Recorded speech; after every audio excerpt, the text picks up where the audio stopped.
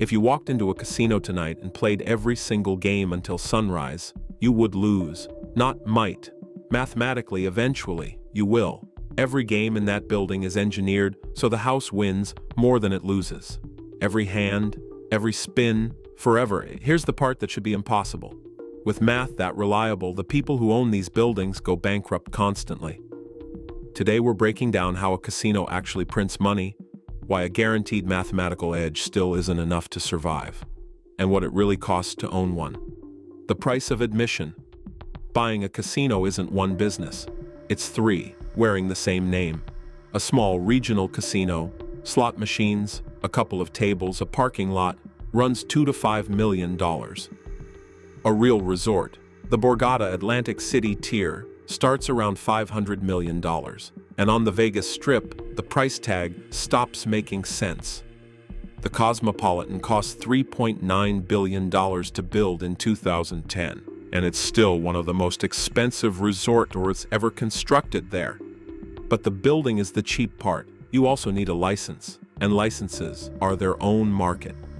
A Nevada gaming license costs hundreds of thousands a year just to hold. Applying for one in New York can run tens of millions. With zero guarantee, you get approved. And then there's Macau, the actual king of casino revenue.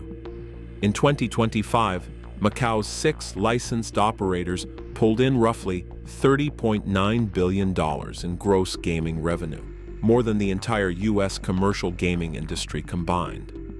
But Macau hands out exactly 6 concessions for the whole territory, and the government takes a 40% cut of every dollar won. You're not just buying a casino there, you're buying a seat at a 6-person table that the government can reshuffle. The machine that never loses. Here's the actual mechanism. Picture a coin flip. Heads you win $1, tails I win $1. Fair bet, 0 edge. Now I change one rule. Heads still pays you $1, but tails I take $1.05. Same coin, same flip. Except now, on average I keep 5 cents every single round. Across one bet, that's nothing. Across 1,000,000 bets, that 5 cents becomes the entire business. That's every casino game. Roulette's American wheel has 38 numbers, but it only pays out as if there were 36. Slot machines run a built-in house edge anywhere from 5% to 15%, and the cheaper the machine, the worse the math gets. Penny slots are routinely the most profitable square footage in the entire building because the player betting small, slow, and often is mathematically the most valuable customer there is. Compare that to a high-limit blackjack table where a skilled player can push the house edge down under 1%. The whale at the velvet rope table is, statistically, getting the better deal. The retiree feeding quarters into a slot machine for 6 hours is the one subsidizing the building. The quiet engine, data, not decor.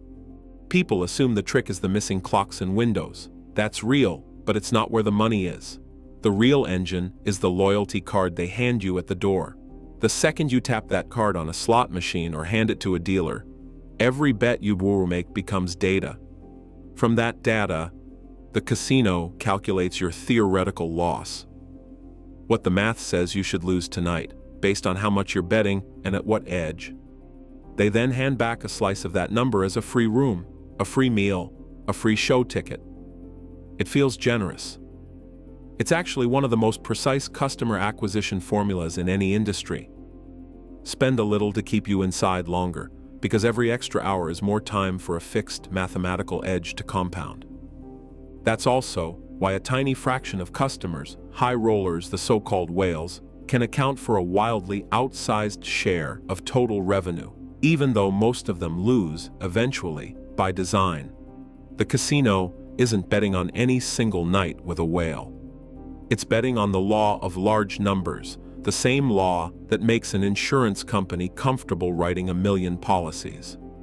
If a guaranteed mathematical edge still isn't enough to keep a $3 billion building solvent, you'd assume the failures are random bad luck. They're not. There are 2 specific mistakes that kill almost every casino bankruptcy in modern history. And if you're enjoying how this is breaking down, hit subscribe now, because the next part is where the real money lessons are. Why the guaranteed business still fails. Mistake 1. Leverage. A casino financed mostly with high-interest debt needs to be perfect from the day it opens its doors, and no casino is perfect on day one. Debt service doesn't care about a slow opening month, it's due regardless. Several marquee Atlantic City and Strip projects have been forced into bankruptcy. What you actually take home. So what's the real payoff? The answer is not nearly as much as people imagine. Out of every dollar of gaming revenue, roughly 70 to 80 cents can disappear before a casino ever gets close to real profit. That money goes into payroll for thousands of employees. Gaming taxes, regulatory fees, security, surveillance, utilities, marketing, insurance, and the constant cost of keeping the casino floor running. Even small details add up.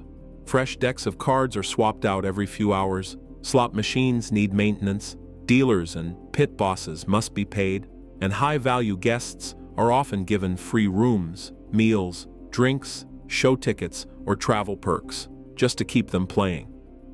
Taxes alone can make a huge difference. In Nevada, gaming taxes are relatively low, under 7%, which helps casinos keep more of what they win.